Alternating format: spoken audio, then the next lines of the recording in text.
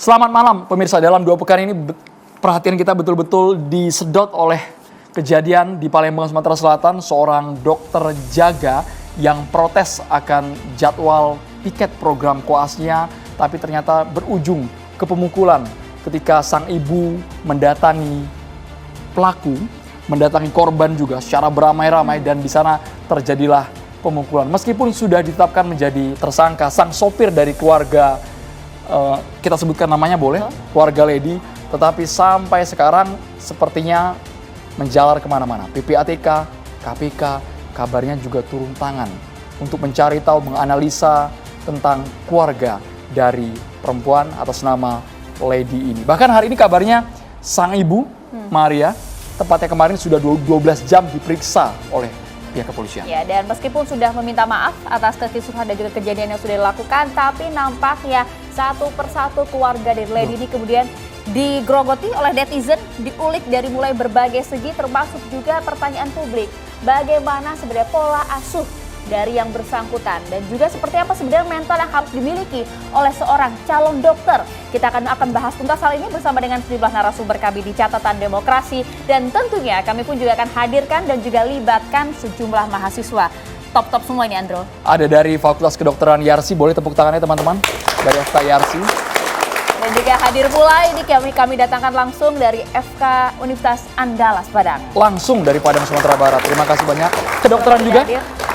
Luar biasa, ini calon-calon dokter semua, dan ada dari Universitas Paramadina. Terima kasih banyak teman-teman. Pemirsa, sejujurnya kami sudah berusaha untuk menghubungi kedua belah pihak, baik itu dari pihak Lutfi, Muhammad Lutfi korbannya yang ada di Palembang, maupun dari sisi keluarga Lady. Tapi sejauh ini informasi yang kami terima dari korban karena mengalami trauma, masih shock juga, kondisi mukanya memar karena baku hantam tersebut. Dan dari pihak Lady, sampai sekarang kami terus coba ya. Ya, semoga nanti kemudian ada respon dan juga bisa langsung terlibat dalam diskusi kita. Kabarnya ada kuasa hukum, Maria. Semoga bisa bergabung bersama kami di Catatan Demokrasi, Bu. Ya, semoga juga nanti jalannya diskusi kita bisa bermanfaat. Betul. Dan juga tentunya semakin menarik, Andro, seperti baju yang dikenakan Andro hari ini. Bajunya terang dengan dominasi warna hijau. Kami sangat berharap ada titik terang dari kasus ini. Terima kasih BHS yang selalu dukung program Catatan Demokrasi. Oke, langsung saja kalau begitu kami perkenalkan satu persatu narasumber kami yang sudah hadir di meja Catatan Demokrasi. Sudah bersama kami ada Dr. Eva Sridiada, Ketua Dokter Indonesia Bersatu. Assalamualaikum. Selamat malam. Kita agak keras sedikit, udah lama nggak dialog sama dokter soalnya. Terakhir dialog zaman Pilpres 212, sekarang kan bahasnya beda ya, Dok ya. Boleh, Dok? Selamat malam, Dok. Sambil cek audio, Dok. Sudah nyala, Dok. Waalaikumsalam warahmatullahi wabarakatuh. Semangat! Mantap. Jadi sekarang dokter juga sudah bergeser menjadi konten kreator. Betul sekali. Sering bikin konten soalnya di media sosial ya, dokter ya. Sering viral ya. Kalau yang sebelahnya Dokter Eva, kita pun juga sapa hormat kita nih kepada dokter senior kita, ada Dokter Nazar. Selamat malam, Dok. Assalamualaikum. Boleh, Dok. Assalamualaikum warahmatullahi wabarakatuh. Waalaikumsalam warahmatullahi Semua wabarakatuh. panelis.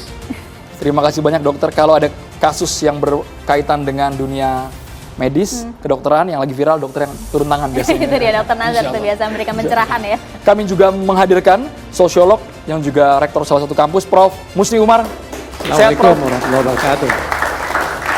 Dan juga ada psikolog Mbak Lita Gading. Terima kasih banyak Mbak Lita Gading sudah hadir. Assalamualaikum warahmatullahi wabarakatuh. Via Zoom, Maria, ada siapa saja via Zoom? Kita perkenalkan juga nih ada influencer kesehatan yang pasti tak asing kalau kita lihat di sejumlah konten-kontennya. Ini ada Dr. Niko Saputra Nugraha, dan juga kemudian hadir pula bersama kita nanti akan bergabung ada pengacara dari keluarga Lady Aurelia ya, ada Titis Rahwati dan juga Bayu Prasetya Adrinata. Selamat malam. Selamat malam. Selamat malam semuanya. Boleh coba kami tampilkan, ada Dr. Niko. Dr. Niko ini lulusan FK Unsri juga, Dr. Niko? Yes, betul. Iya benar. Saya kelulusan FK Unsri tahun 2020. Berarti kenal banget ya dengan Lady, mungkin dengan Lutfi, termasuk dari program koas Fakultas Kedokteran Universitas Sriwijaya ya. Dr. Niko nanti bisa cerita panjang lebar. Ibu Titis, betul. Ibu Titis Rahmawati dan juga Pak Bayu Prasetya Andrinata. Ya. Malam. Ini perwakilan dari keluarga Lady ya. Kami ingin tahu, kita boleh ke Ibu Titis dan juga Pak Bayu mungkin bisa secara bergantian menjawabnya. Bagaimana saat ini keterangan kemudian kondisi dari Lady, kami yakin kedua belah pihak sama-sama shock. Karena viral ini ya. Ya, Bu Titis, Baik, jadi Mas Andromeda, saya kebetulan di sini sebagai kuasa hukum, juga sebagai keluarga. Jadi secara profesional saya sebagai kuasa hukum, tapi juga sebagai keluarga. Atas nama keluarga juga saya memohon maaf kepada Lutfi dan keluarganya dengan atas kejadian kemarin, seperti itu. Nah, kejadian ini walaupun ya sekali lagi dengan permohonan maaf ini mungkin pada saat ini keluarga Lutfi belum bisa menerima kami karena kondisi pada saat itu yang juga di luar dari kontrol kami. Kami cukup mengerti dan cukup memahaminya begitu. Cuman yang sekarang ini kan dengan kondisi yang seperti tadi Mas Andromeda bilang bahwa yang jelas dua-duanya shock seperti itu kan. Pasti shock yang satu juga dengan kejadian seperti itu seperti Lutfi, dan keluarga saya, keluarga Lady juga pasti shock, terutama Lady ya, dengan apalagi dengan viralnya ini pasti sangat mempengaruhi ya. Orang pun yang dengan istilahnya kondisi yang baik-baik dengan viral seperti ini pasti secara emosional, secara kejiwaan pasti akan mengalami hal-hal agak terguncang lah seperti itu, begitu. Iya, Bu Titis. Nah, terus kejadian itu bermula sih memang seperti yang diviralkan di situ bahwa ya. Ya, monggo dilanjut Bu, silakan. Ya.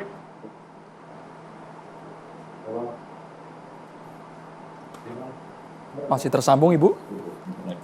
Silakan dilanjutkan Ya, Ibu penjelasannya Bu. Masih. Langsung Ya, dilanjutkan Bu Ibu. Titis. Jadi kejadian itu seperti yang memang ya seperti yang terviral di situ kan memang adalah masalah penjadwalan.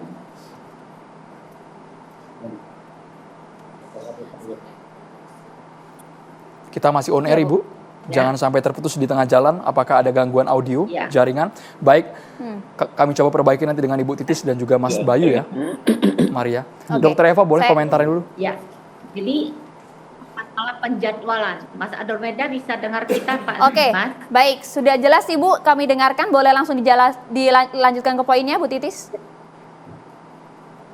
Penjadwalan. Jadi ada penjadwalan yang menurut dari Lady, keponakan saya, bahwa itu ada suatu ketidakadilan.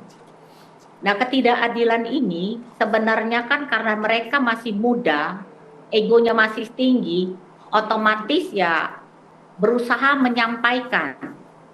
Tapi dengan cara menyampaikannya itu, mungkin kalau dia seusia seperti itu, untuk menyampaikan kepada dosennya atau kepada apa istilahnya itu yang pemangku atas koas tersebut, mungkin nggak tersampai situ. Pikirannya pasti akan menjadi panjang, rumit seperti itu, dan klarifikasi kedua belah pihak ini kan belum tentu bisa akan sama seperti itu. Nah, solusinya pada waktu itu memang pada waktu itu dia sempat bercerita ke ibunya, karena ibunya selalu menanyakan gimana nih kamu sebagai koas, apakah lancar-lancar saja, karena ibunya ini di luar kota, jadi dia tidak serumah sama ibunya, jadi selalu ibunya mengkontrol seperti itu. Nah, apalagi yang mungkin yang terviral memang betul anak tunggal itu. Jadi secara itu aja anak tunggal itu aja sudah mentalnya pasti beda dengan anak-anak yang mungkin apa istilahnya bersaudara banyak seperti itu. Jadi mungkin itu sudah bentuk suatu kompleks juga seperti itu. Nah, akhirnya dia berusaha berbicara ke ibunya, saya nggak libur karena harus jaga terus ini seperti itu. Nah, dia mungkin itu siapa, kata ibunya, siapa sih ketua koasnya? Oh, disebutkan nama itu. Nah, boleh nggak saya bicara sama ketua koas itu? Si anak sempat ngomong, jangan Ma, nanti panjang, seperti itu. Tapi karena ibunya ini mungkin merasa ada komunikasi antar sesama anak, karena di bayangan ibunya ini bahwa Lutfi itu akan sama dengan teman-teman yang lain kalau diajak berunding. Terus lanjut ya. Kalau diajak berunding pasti akan merespon dengan baik seperti itu, atau ada solusi lah paling tidak seperti itu. Cuman kenyataannya jadi terjadi hal-hal yang tidak ada respon lah dari Lutfi, sehingga terjadilah hal-hal yang seperti itu. Lebih ke lebih ke respon cara pada waktu itu menyelesaikan. Bu Titis, baik, kami mengalami gangguan komunikasi dengan kuasa hukum dari keluarga Lady. Kami akan alihkan terlebih dahulu ke Dr. Eva. Dr. Eva, sekilas tadi kita sudah dengarkan, niatnya sebenarnya berunding untuk mendiskusikan bagaimana jadwal tersebut. Tapi pertanyaan publik kan, mengapa kemudian orang tua harus turun tangan? Assalamualaikum warahmatullahi wabarakatuh.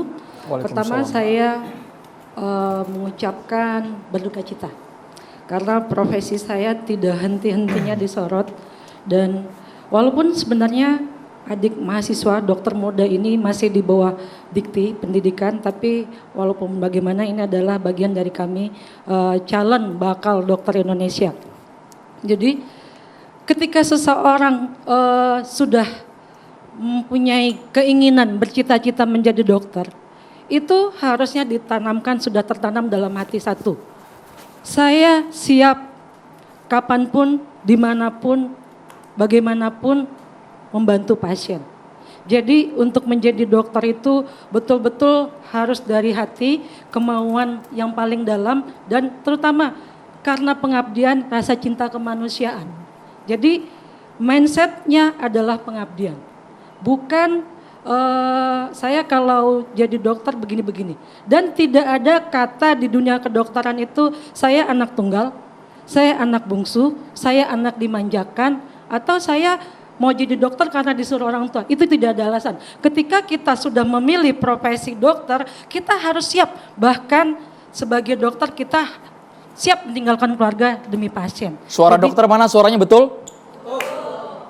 Tidak ada, apalagi kalau sudah sarjana kedokteran. Dokter muda itu sudah sarjana kedokteran, bukan anak-anak lagi. Mereka adalah manusia dewasa yang punya tanggung jawab dan tidak ada tapi-tapi.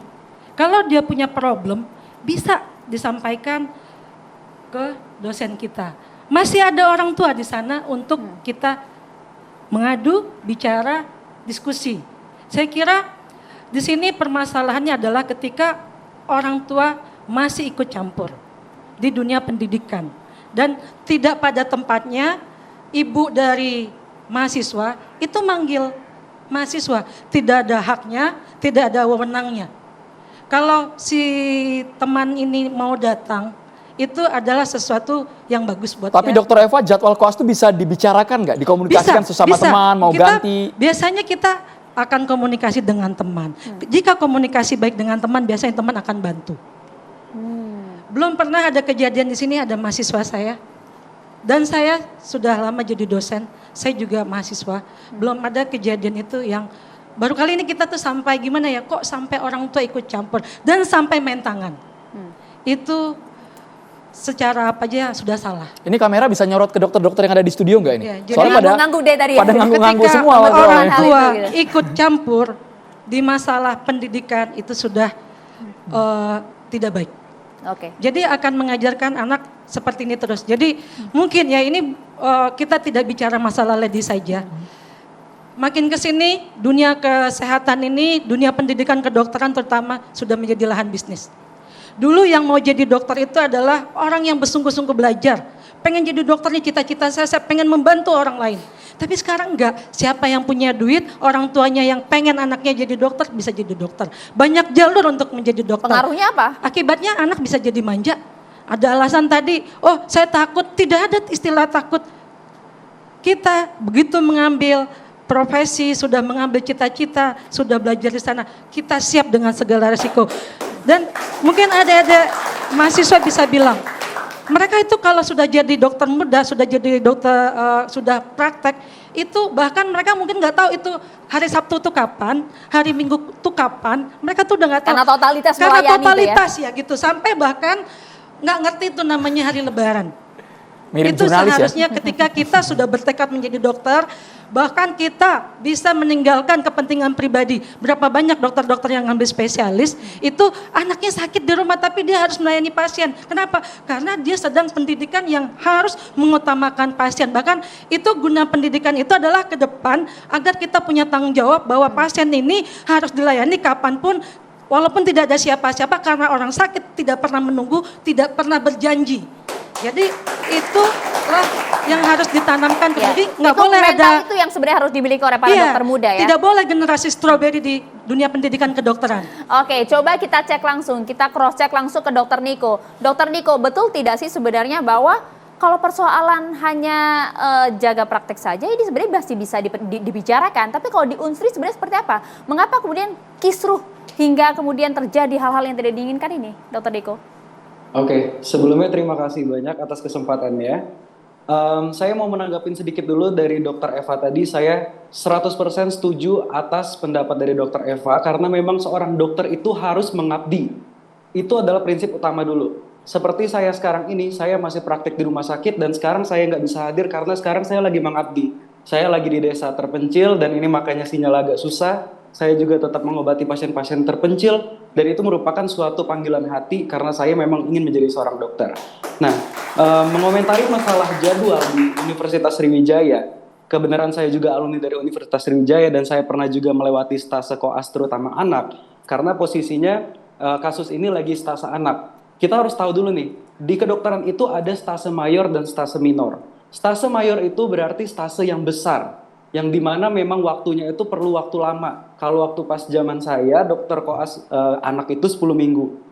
10 minggu, menurut saya itu saja udah sangat-sangat maksimal banget dan masih kurang sebenarnya. Makanya dalam dunia perkoasan ini, pendidikan ini memang harus semaksimal mungkin dan apabila seharusnya terdapat jaga yang lebih, harusnya bersyukur gitu loh.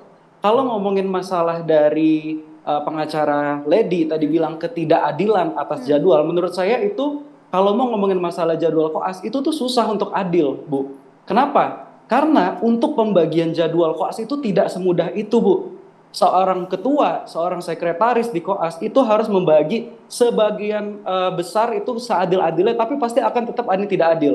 Sehingga biasanya kita akan membuat solusi, yaitu dengan cara mengocok arisan. Jadi nanti dapat nih siapa yang kira-kira nanti bakal dapat liburnya agak lebih banyak, ada lebih sedikit karena emang nggak bisa saat gitu loh. Nah harusnya dari zaman saya, dari zaman kakak tingkat saya, adik tingkat saya yang saya pun, kita nggak pernah ada permasalahan tentang jadwal. Kenapa? Karena harusnya antar koas, komunikasi itu harus jalan gitu, Bu.